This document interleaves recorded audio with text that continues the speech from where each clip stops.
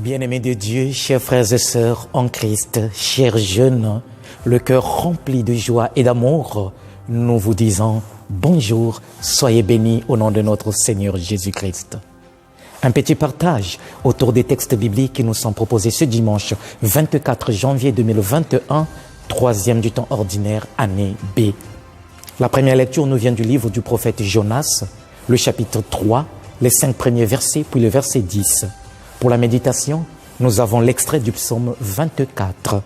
La deuxième lecture, Saint Paul va nous accompagner avec sa première aux Corinthiens, le chapitre 7, les versets 29 à 31. L'évangile, nous avons Saint Marc, le tout premier chapitre, du 14e au 20e verset. Que retenir pour notre petite méditation? Comme d'habitude, bien-aimés de Dieu, je nous propose une petite piste, ou si vous voulez, un petit thème. Dieu ne refuse le pardon à personne. Le pardon de Dieu est toujours disponible. Pour mieux arriver à ce thème, je nous propose 3 petits pas. Le tout premier, c'est celui que nous avons intitulé « Apprendre à reconnaître notre état ». Autrement dit, à faire des examens de conscience. Oui, bien-aimés de Dieu, faire un examen de conscience, cela nous aide à mieux nous connaître et à mieux disposer notre vie selon l'émotion de l'esprit, l'esprit de Jésus.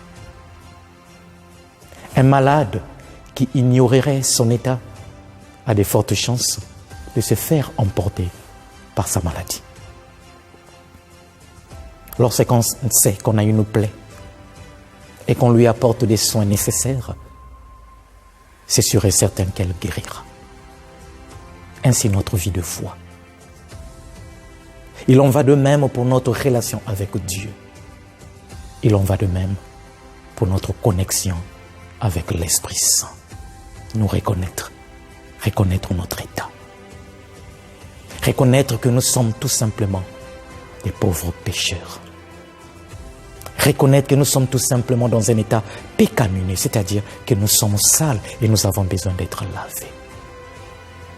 C'est ce que fait effectivement les habitants de Ninive. Après avoir écouté la prédication de Jonas, comme évidemment nous donne de le comprendre la première lecture de ces jours, ils sont rentrés en eux-mêmes. Ils ont fait cet examen de conscience et ont laissé que la parole brûle leur cœur.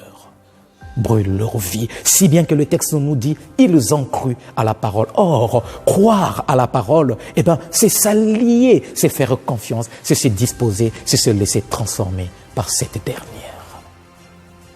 Examen de conscience de notre vie. Prendre le temps de s'asseoir, de s'agenouiller, en tout cas peu importe la position, mais reconnaître, rentrer au fond de notre vie et nous regarder. Quelles sont les choses qui ont besoin d'une purification? Bien-aimés de Dieu, le deuxième pas que je nous propose pour notre méditation, c'est celui que nous avons intitulé « Prendre des résolutions ». Se décider. Oui, se décider d'abandonner un chemin lorsqu'on est bien conscient qu'il ne nous conduit que vers l'impasse ou vers le péché. Apprendre à faire des demi-tours lorsque cela vaut la peine.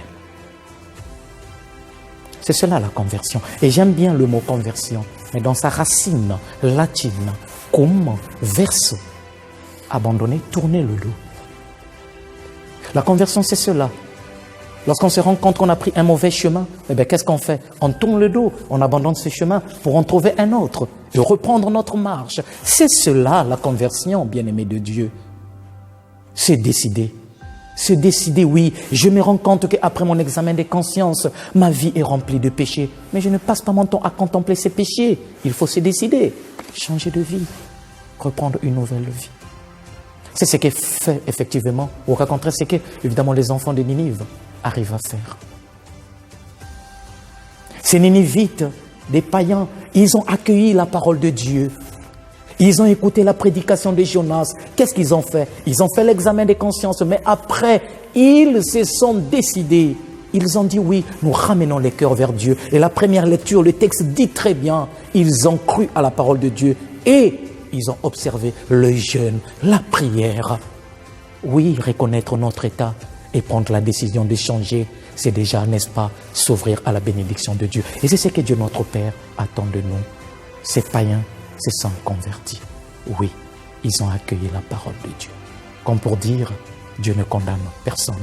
Son pardon est offert à tout le monde. Et c'est ce qu'il dit déjà à Jonas, car rappelons-le, Jonas ne voulait pas s'y rendre.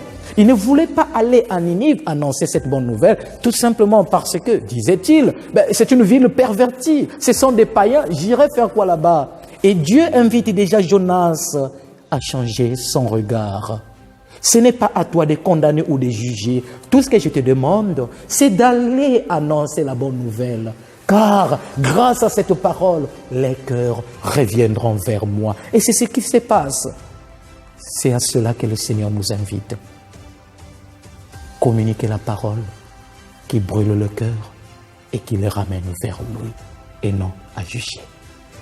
Ces Ninivites ont cru à la parole. Ils se sont convertis. Ils ont observé le jeûne.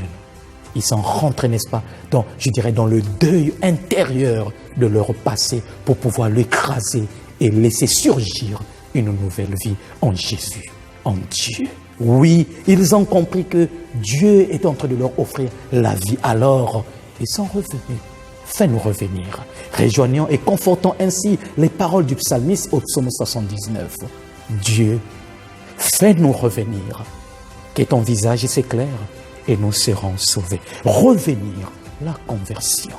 Demandez à Dieu de nous faire revenir, de nous pardonner pour recevoir sa vie. Ainsi, le prophète Ézéchiel, au chapitre 18, à partir du verset 32, dira quoi? Convertissez-vous et vous vivrez, car Dieu notre Père ne veut pas la mort du pécheur, mais que celui-ci se convertisse. Convertissons-nous, reconnaissons notre état, prenons la résolution de changer. Dieu lui-même sera là pour pouvoir nous accompagner. Oui, tu te reconnais pécheur, ce n'est pas grave. Reconnais tout simplement et demande pardon au Seigneur. N'avait-il pas dit, je ne suis pas venu appeler les justes mais les pécheurs? Ou encore dans sa parole, Luc chapitre 15, il y a plus de joie lorsqu'un pécheur s'est converti plutôt que pour les 99 autres qui se considèrent comme justes. Dieu est là toujours pour les pardons. Il ne se fatigue jamais de nous pardonner. Tout ce qu'il nous demande, c'est de revenir et de nous convertir, d'abandonner le mauvais chemin. Et c'est la grâce que les enfants, n'est-ce pas, au contraire les Ninivites ont eu. Ils ont accepté. Et le texte nous dit très bien, voyant qu'ils ont abandonné leur conduite, le Seigneur renonça à son châtiment. Dieu n'attend que ce petit geste de notre part, reconnaître notre péché, prendre la résolution de l'abandonner. Le troisième et dernier pas, bien-aimé de Dieu, que je nous propose pour notre méditation, c'est celui que nous avons intitulé « Se laisser guider par Dieu ». Le premier pas, reconnaître son état, nous reconnaître pécheurs, faire un examen de conscience. Le deuxième pas, prendre la décision d'abandonner le chemin lorsqu'il est mauvais.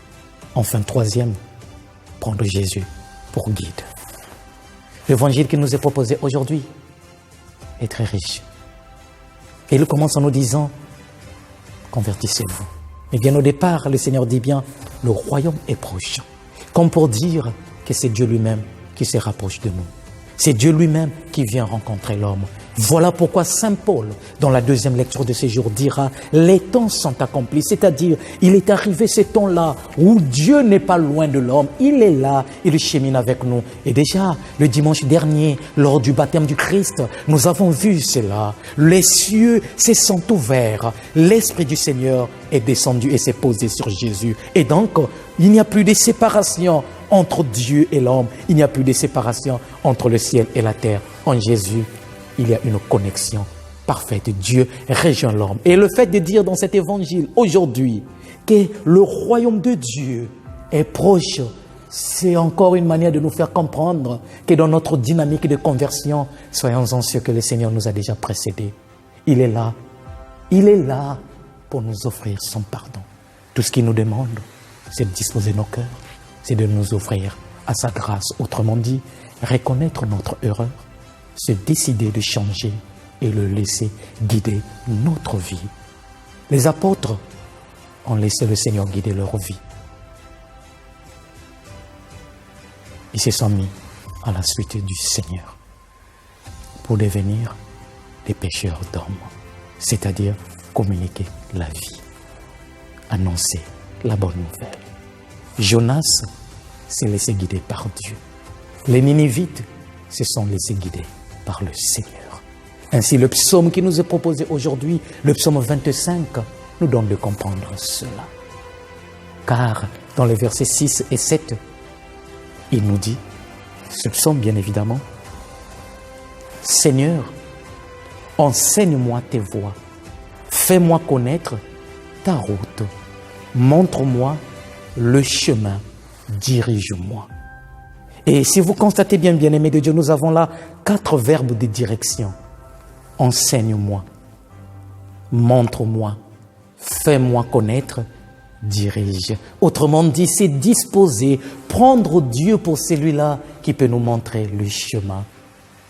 Dieu seul peut nous guider vers des pâturages qui feront notre bonheur. Dieu seul peut nous communiquer ce qui fera de notre vie une véritable lumière. Dieu seul peut nous guider vers ce qui est bien et donc ce qui nous éloignerait du péché. Laissons-nous donc guider par Dieu. Chers frères et sœurs en Christ, en nous laissant guider par le Seigneur lui-même, nous allons apprendre que le Seigneur est miséricordieux. Si tu es dans les péchés aujourd'hui, rappelle-toi une seule chose. La miséricorde de Dieu est offerte à tout le monde. Tout ce que le Seigneur nous demande, c'est de revenir. C'est d'abandonner le mauvais chemin et c'est de nous laisser conduire par lui. Et quels sont les péchés que je dois abandonner aujourd'hui? Chacun est invité à rentrer au fond de son cœur. C'est peut-être la médisance, c'est peut-être l'infidélité, c'est peut-être le vol, les calomnies, la jalousie, la haine. Et si évidemment on se retrouverait dans cet état, soyons-en sûrs que la miséricorde de Dieu est plus forte autant pour moi que le péché. Car chez Dieu, il y a toujours un nouveau départ ou encore une seconde chance. Que Dieu vous bénisse, que Dieu vous garde, que Dieu vous protège. Bon dimanche à toutes et à tous.